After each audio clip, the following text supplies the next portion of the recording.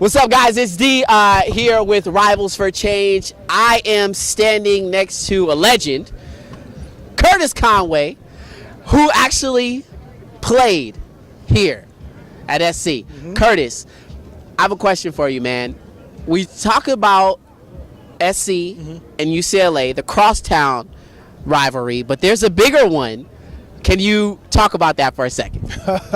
Yeah, it's definitely, I wouldn't say across the country is bigger. Notre Dame and USC, that's another heated rivalry that, we just don't wear those colors that week. A lot of things happen, but, I wouldn't say it's, in-state, it's definitely UCLA. So, we have two. It's not just one, we have two.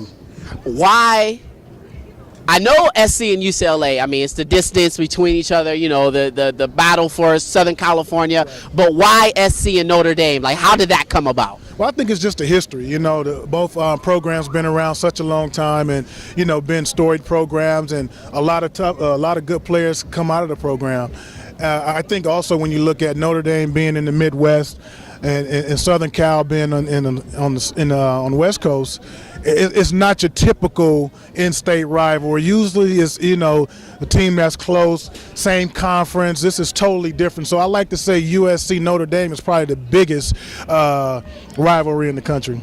And you had a chance to play a few games against Notre Dame. Now, compared to any other game, was there something different that happened during when you see Notre Dame on the schedule? Is there something that clicked in your mind? I was just like, all right, we're playing harder, we're coming faster. Is there something that just made you feel like, I know they're a rivalry, and because they're my rival, I'm gonna pound them? Well, when you sign your letter of intent to come to USC to play football, Notre Dame is one of the number one things you're going to have to be ready to play. I mean, again, you talk about the history of the game, so it coming in how much that game means, and no matter what happens during the season, you want to beat Notre Dame.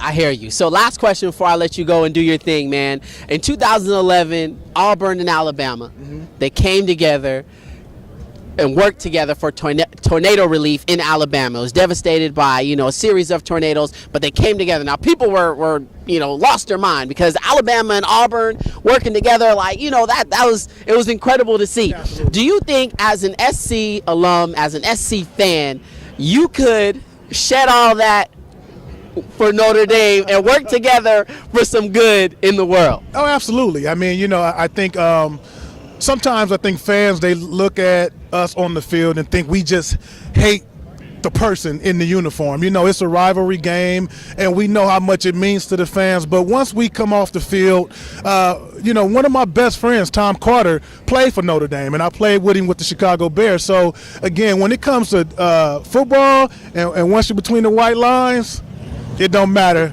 We're not friends. But after that, again, like I said, one of my good friends, Tom Carter, he's a fighting Irish. And so definitely when it comes to doing good in the community or doing good for people in general, I don't see teams, enemies not trying to come together for the greater good. I appreciate you. Ladies and gentlemen, Curtis Conway. Thanks, boss.